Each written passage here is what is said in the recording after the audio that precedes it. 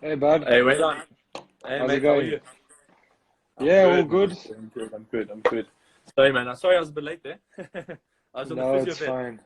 Yeah, I Had a bit of understand. problems, you know? You know how it It's a is. it's a full-time job, keeping the body Yeah, in tip-top shape. exactly. Yeah, man. Anyway, So of thanks for joining me on this video chat. It's obviously nice to see you around after quite some time. course. Um, maybe a good place to start is where you are currently. Obviously, you've come back from injury. I'm not sure how many people know about the injury. Maybe you can explain what it is. What's the process for you? No, perfect. So, yeah, thanks for having me on. Wait on. It's always great. Great to see you, man. It's been a bit weird lately, because I was on lockdown and Yeah, wasn't able to train much, training outside most of the time. Doing a lot of just very functional stuff with my brother. I was very lucky. I was staying at a farmhouse in Assagay, a family yeah, friend's house, and they had a nice little astroturf there. So we were playing outdoors a lot, very active, but only swimming for like 30, 40 minutes a day. They had a small pool there which we were swimming at. yeah. Um, and then I had to go for surgery. It's been just over a month now. It's 4.5 weeks now actually, and Okay. yeah, it went really good. I had a varicocele, which I had to go keyhole surgery through my stomach, but it's all healed up nicely now. And I had a big ganglion cyst on my foot, like a huge thing this size. Yeah. So yeah, basically I had that all done because of the Olympics being postponed. So it was actually I planned on Blessing getting in it done. disguise.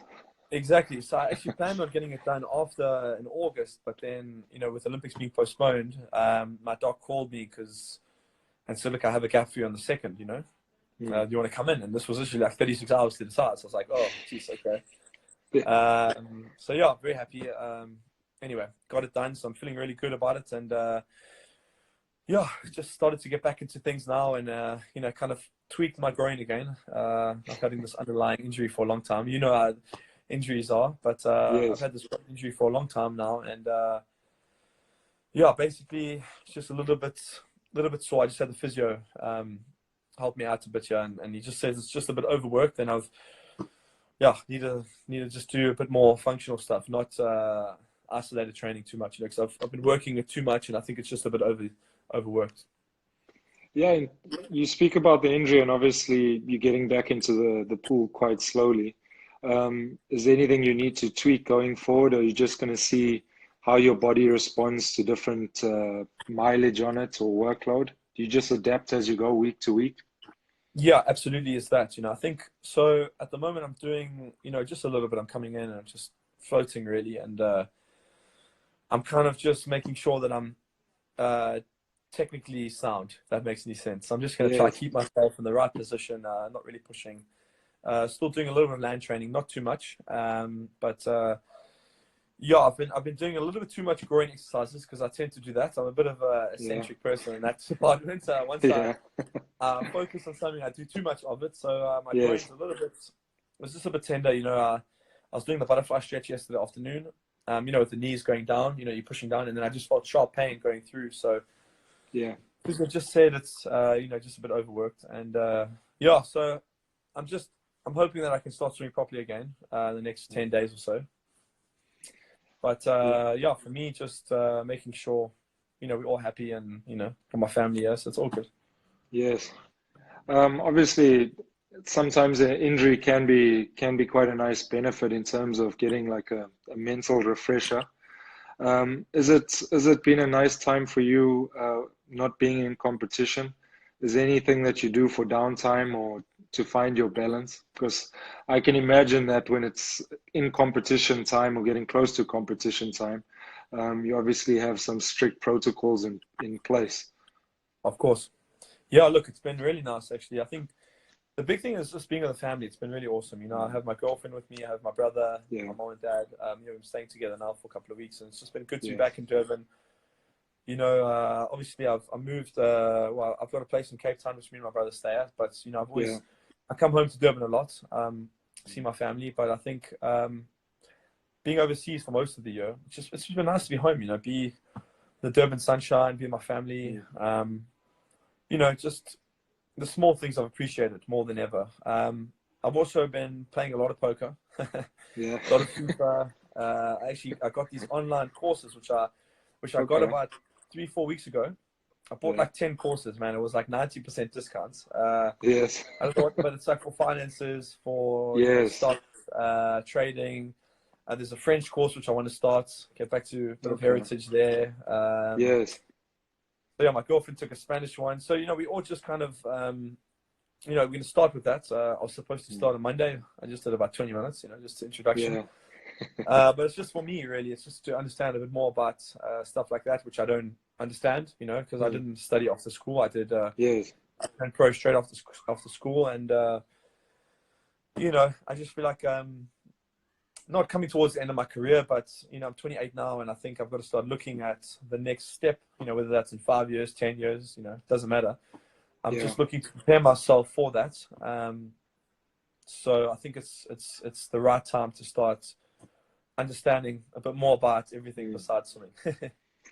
Yeah, so I suppose it's quite a bit of introspection, especially in this COVID-19 pandemic.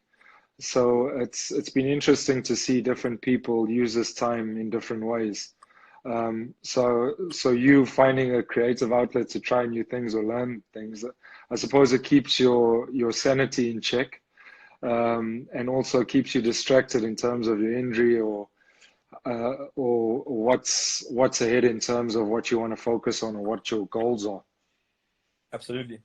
I think it's all relative. I think before I was very, I think you could probably say the same thing about your career. There's different stages you go through. I think the early stages, you're like a bundle of energy. You just want to play. You just want to train. You just want to blah blah blah. And then maybe you taste a bit of success. When you make your first team, or there's a bit of a down period where you're like, wow, okay, this tastes good, and now I want to keep going. And you can't have that high all the time. Like when you win the Curry Cup, or you win the Super Rugby, or the Tri Nations. I think it's the same for me. Once you taste that success, you have that down period. Like for me, it was after Olympics in 2012 when I won. It was such a shock for me because I'd won and I'd beaten my idol and I'd achieved my greatest thing ever, right? And I was only 20, I just turned 20. I was a boy still, and I think very green in a lot of aspects of life. I mean, even now I'm still very green. I'm a young 28. And I feel like it's just different levels. You know what I mean? And I think I wish I could go back now and rectify some of the things I did bad. You know what I mean? I feel like I did a lot of things great, but I also made a lot of mistakes in and outside the pool, and I wish I could have gone back in time and know what I know now. Not to say I'm a guru and I know everything, but I feel like I'll probably say the same thing in 4 years' time or 5 years' time. Yeah. But I'm trying to make decisions based on a long-term factor. I'm not looking at it as Olympics, we're going to retire, right? Or Olympics, everything happens on Olympics, and then I'm going to go on a 6-month holiday. I'm not going to do anything. Like I'm looking at it as a lifestyle. You know what I mean? So I feel like now I'm just trying to figure it all out. Obviously it's a weird time with this lockdown, but I feel happy that I'm starting to think about things outside of swimming. I think it's obviously it's quite exciting. You always look back at how far you've come in terms of your career. And obviously you would love to do certain aspects of it in a different way. Absolutely. But I think that's the whole growth of life, being a human being.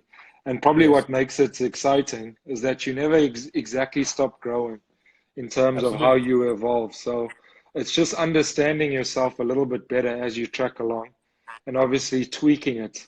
And obviously, for me, that makes it exciting. Your ambitions, your goals are constantly evolving and innovating at the same time. And of course, and everything else is changing. Technology around you is changing.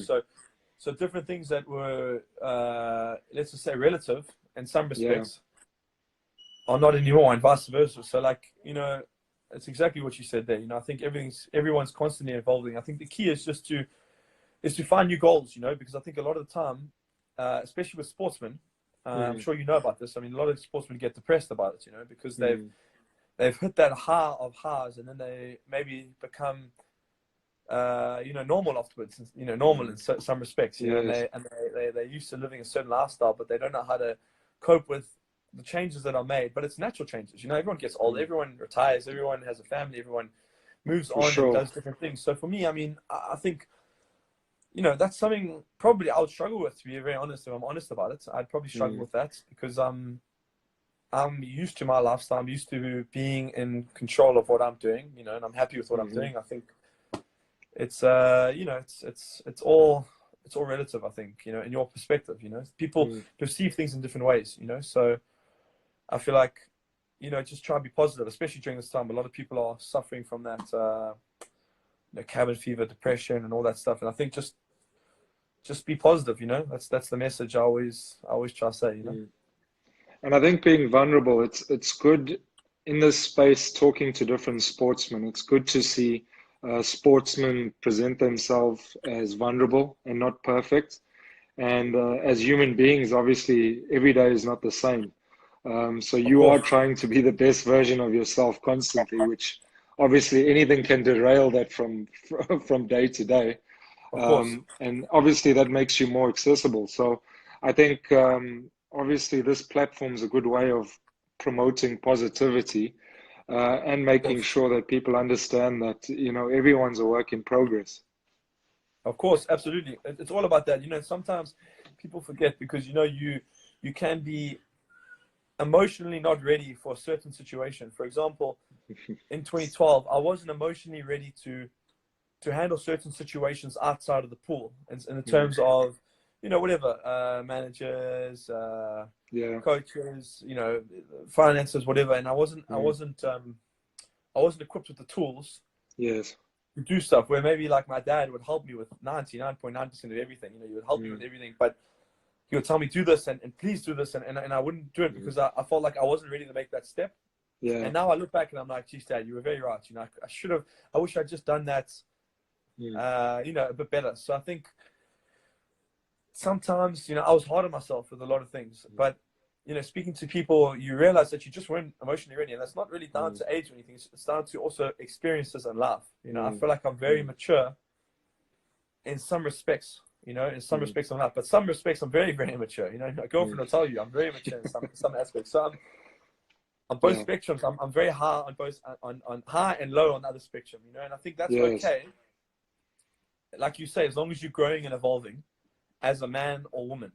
So I think that's Yes. the important part. And I think it's also important. You need people that are able to be your blind spot, and they are Yes, able to tell you things that you might not necessarily want to hear, of that you course, might not see, and that kind of keeps you on track, whether you enjoy criticism or not. of Um, course.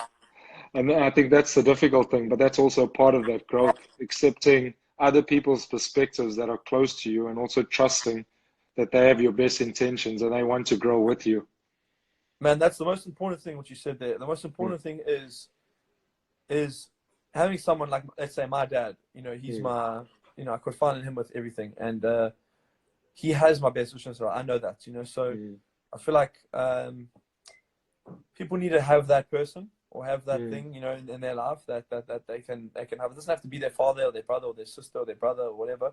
For It can be sure, anybody. yeah. It can be a friend, but believe that they have your best interest in heart, and if they criticize you, it's for your benefit. It's not to try and Mm, put you down. I think a lot of people for struggle sure, with yeah. criticism. So a lot of the youngsters today. I feel like it's Mm, actually, who said it the other day? Was my girlfriend or no? It was my mom. Actually, she actually said playing sports teaches you to handle criticism better from a young mhm, age. So, for example, sports is good for all the obvious reasons, as we know, mm. right? Yeah. But sports is also good for teaching kids from a young age to accept criticism from a coach, Mhm, not only from their parents, because you don't want to hear, oh, your dad says, oh, your stroke is like this, oh, you're passing the ball wrong way line, oh, you're not tackling this. Your coaches yeah. tell you that. So you learn from a young age to accept that. Mhm, And I find, with kids that don't play sports, mm, they struggle with that. You mhm, know what I mean? And I only realized this actually very recently, and it's very true. My mom's been saying that for years, and I didn't quite understand that until recently because, when you're a youngster and your coach tells you, hey, Chad, what are you doing? What is that? Start again. Go back and try it again. yes.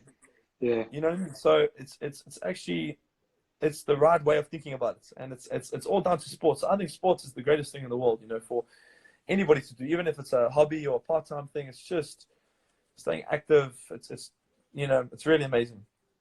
And yeah, also obviously having cognizance of your ego the whole time, because like you said, if a coach is giving you a criticism, it's not personal, it's from a place of love. But the human condition and the human ego does not want to interact with that in any capacity. Of So course, absolutely.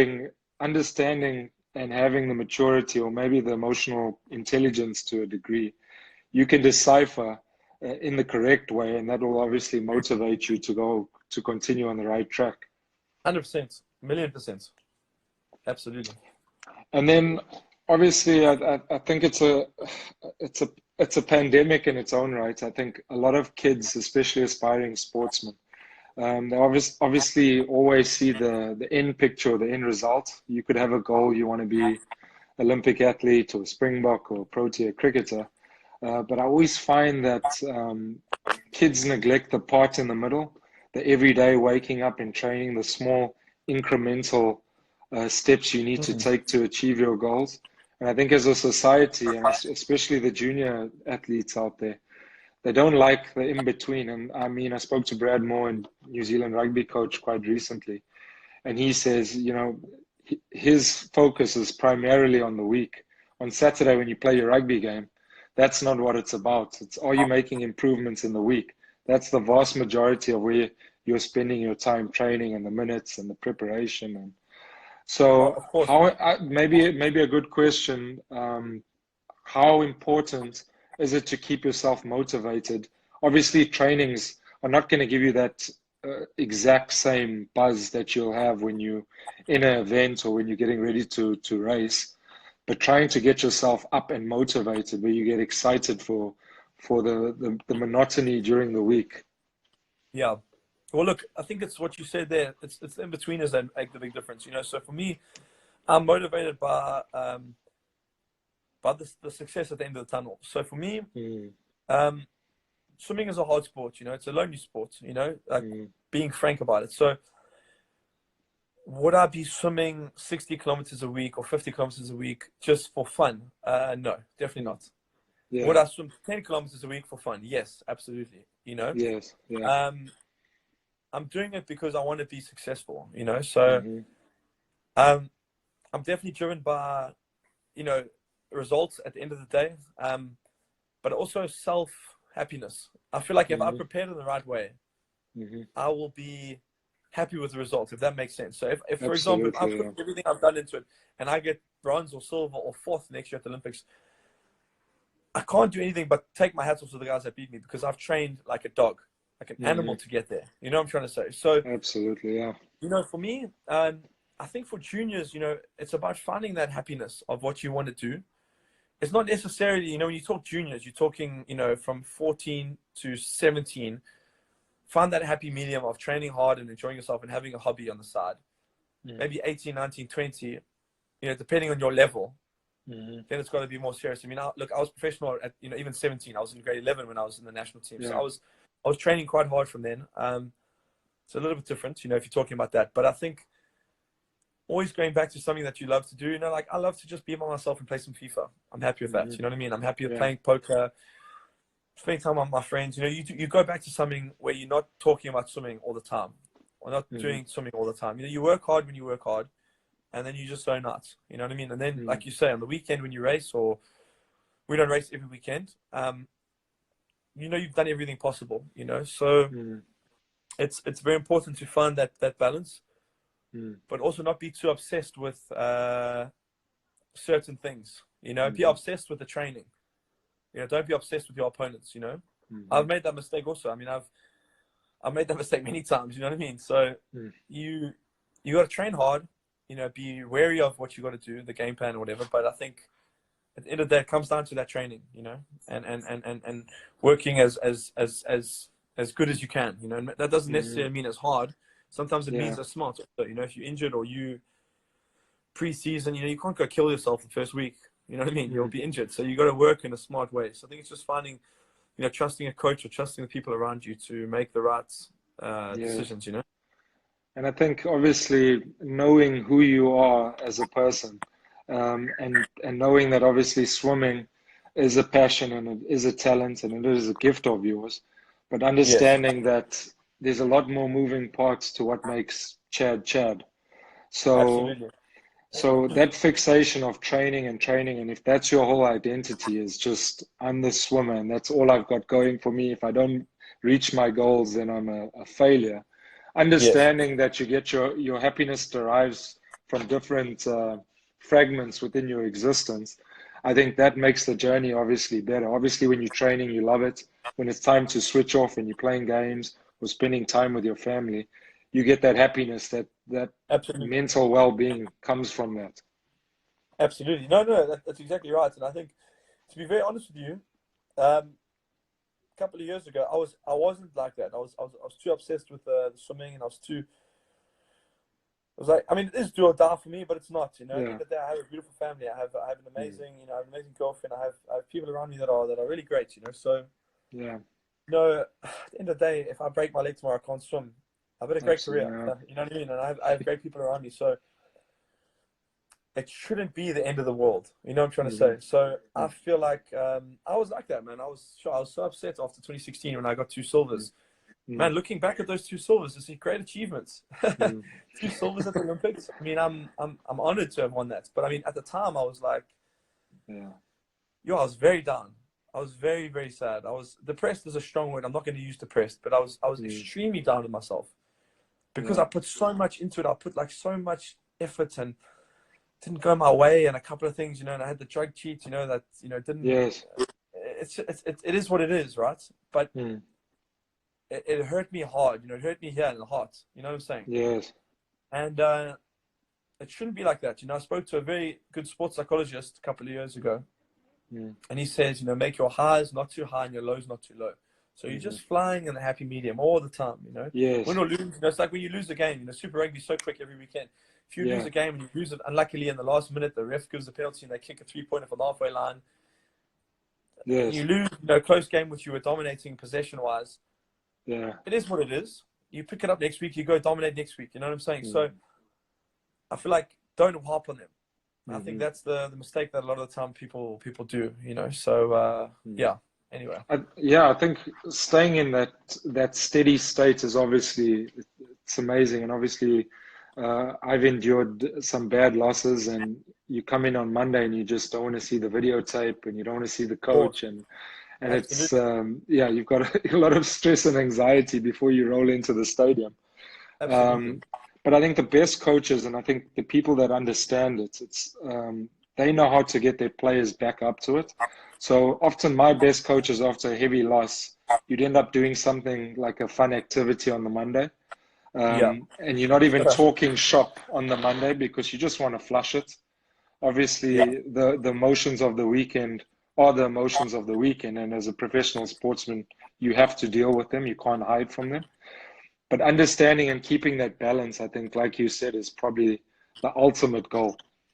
Absolutely. Absolutely. And that's important. It's important to manage your losses, man, because at the end of the day, you know, sports is about losing. It's not about winning. You lose much more than you win. That's for sure. Yes. People think, they see the gold medals, they see your trophies and your success. Mm. You lose a lot more than you win. Coming through the ranks, you lose everything. And it's how you manage that. So Mm. in order to stay successful, Mm.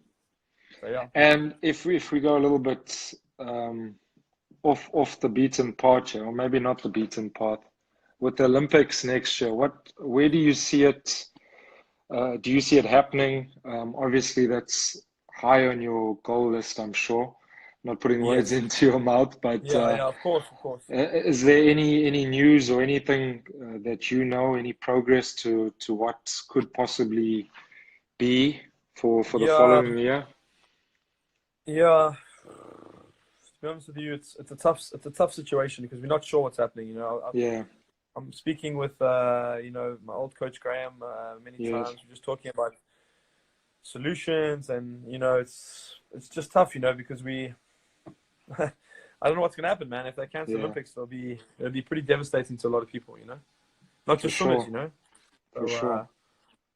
Anyway, it is what it is. You know, I can't control that. You know, I got to focus on what I can control.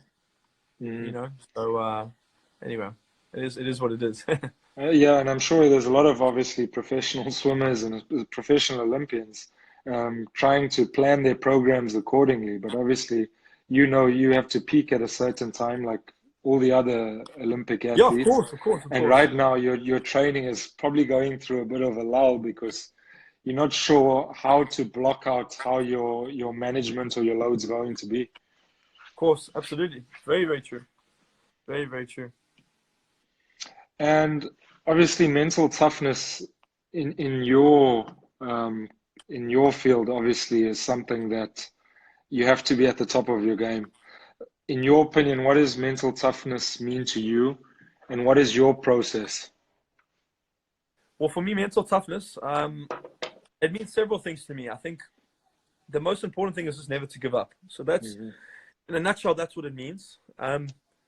I think mental toughness is not about anybody else but yourself. So you can come seventh in a race, but you're supposed to come eighth. Yeah. And for me, that's mental toughness. So doing one better than what you would normally do, fighting till the end. You know, even there's a lot of victory and defeat. You know, even getting a silver medal, short head, but losing to a guy that's a champion. You know, like it's Absolutely, yeah. there's nothing wrong with that. You know, or losing a match of rugby or whatever you want to call it in the manner that you lose it in. But you played your heart out. You know, you ran the full 80 minutes. You know what I'm saying? There's no shame in that. You know, and there's no shame taking your hats off to someone else that did better than you on the day. You know, there's nothing wrong with that. But I think at the end of the day, you know, you got to be a warrior. You know, like for me, that's what it's about at the end of the day. Like, I don't really care how I'm remembered in the sense of like, look, I want to be remembered as one of the best sportsmen ever in the country. That's my goal, my ultimate goal, you know, hopefully.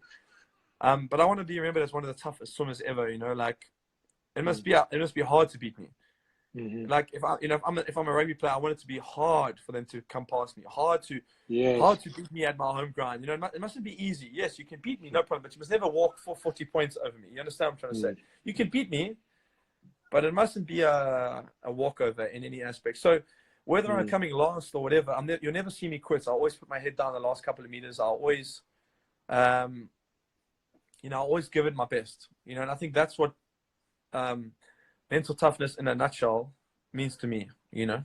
Yes, and I think obviously, you know, people generally people suffer that plateau where their expectations of themselves, obviously, they can't see them breaking through the ceiling. And I think as human beings, we have exponential growth ability, and I think there's only a few people that quite understand it. And obviously, you that have been doing this for such a long time, you go to that threshold more often than not. But like I always tell our sportsmen, what can you be doing more? What are your expectations of yourself? You have to live beyond what you think you are capable of. And I think that's obviously severely lacking from a lot of people. They just accept what they think they are or what they possibly can become. Absolutely. It's so true. You know, I mean, small example, right? I'm just saying with my dad. You know, he lost like 33 kilos, right? My dad used to eat like crazy, you know, whatever. And I mean, I'm just saying, and he was 50 something years old when he did that, 56 or 57. You know, a couple years ago. So what I'm saying is, it's not impossible. Impossible is nothing. You know, I always say it's very simple. I live by a code. You know, there's only one person you have to fear, and that's a man that never gives up. That's the only person you have to fear. You know, in fighting or in whatever, you know, everyone can get knocked out. Anybody can get submitted, you know, and whatever. But if the guy keeps coming back at you, you know, he refuses to die. You know, refusing to die. It's the most powerful thing, you know. So it's like you know, I was reading Ian Thorpe's book a few years ago, and he talks about he's never lost a race before, and I'm like, what kind of shit is this? You know, look at the thing. I'm like, what do you mean? I've seen you lose one or two races. I know you're great. And he said, no, I haven't lost a race because every single race I've executed, I've given 100%. You know, maybe I've lost a couple of races, but in my mind, I've never lost a race because I've always given 100%. Always given 100%. I never ever shied away from anything, and I've always swum my race and all that stuff. And I thought that was quite a powerful message to take on Maybe I look at things a little bit differently, but that's such a beautiful message to say. You know what I mean? He's always done his absolute best. And I think if everyone can do that in a society or in life, they can achieve like really whatever they want to achieve, Obviously, you got to be like somewhat realistic. I'm not going to go be, the best kicker in the world. I've got terrible groins. You know what I'm saying? But yeah, if I want to do something else, I'm sure I can do it. You know what I mean? I'm sure if I really put my mind to it, and I convinced myself, like what needs to be done. If I can somehow convince myself in a way, I'm sure you can achieve it. You know what I'm saying? It's all about what you truly believe. It's not really about saying you believe it. A lot of people say, "Oh, I believe," but do you actually believe it? Do you believe it in your heart, in your guts? That's the difference. A lot of people say, "Ah, I'm the best. I'm going to do this. I'm going to win this or win that," but they don't really believe it. When it comes down to push and shove, you've got to almost convince yourself. I always say you got to trick yourself into believing that you're going to win it. You know what I mean? Sometimes I'm there. I'm like, hey, I don't know, but I force myself to believe that I'm going to beat these guys, even if I'm not better than them. If that makes sense.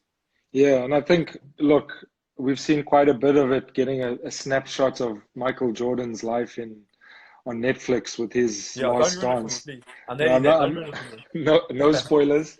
But just his mindset, and I think a lot of people, obviously he was highly competitive, but I don't think he worried too much about other people. He obviously got what motivated him, and you need external factors to motivate you. But ultimately, you're not in competition with someone else. When you start competing with yourself, that's the most important thing. Then all the negative energy and anyone trying to creep into your psyche doesn't matter anymore, because you're about what you need to achieve. It's not about the other person. Absolutely. There's a lot of negativity, in the world. There's too much negativity, and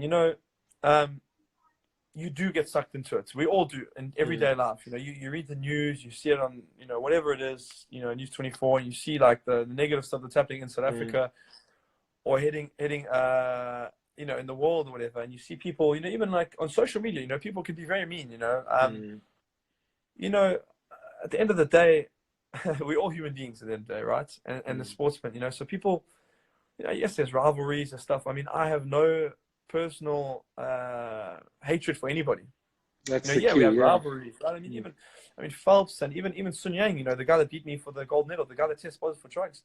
I don't really have an opinion on him. I don't really care. Honestly, I don't. It is what it is for me. Everyone has I have my family. I'm happy with my family. I don't love all people, but I like all people. You know what I mean? I don't really care. I'm coming to beat them regardless of who they are. I try my best, and if it doesn't happen, it is what it is. You know what I'm saying? I come swinging the next time. So, these people talk about, all these great sportsmen and stuff like that, but sometimes they're not challenged in a way that they need to be challenged. You know what I'm saying? Like a lot of the time, these great icons, George Foreman back in 1974 when he fought Ali, he was deemed to be invincible. He was the flipping legend of legends. He was going to knock him out in the first round, but Ali came in there. He had belief. He trusted in the program. And he knocked him out in the 8th. And that was unbelievable because no one thought he could be beat. Same as Michael Phelps. No one thought he could be beat. And this is not me having a dig at him. It's just because I truly believed it as a kid. That was my goal. You know what I mean? And I have other goals which I want to achieve, which I'm not going to speak about. And I have a documentary coming out after Olympics. And you'll see, I'll speak in detail about some personal stuff that I believe that I'm going to achieve. And I'm not going to say that now because it doesn't matter. It doesn't matter for me.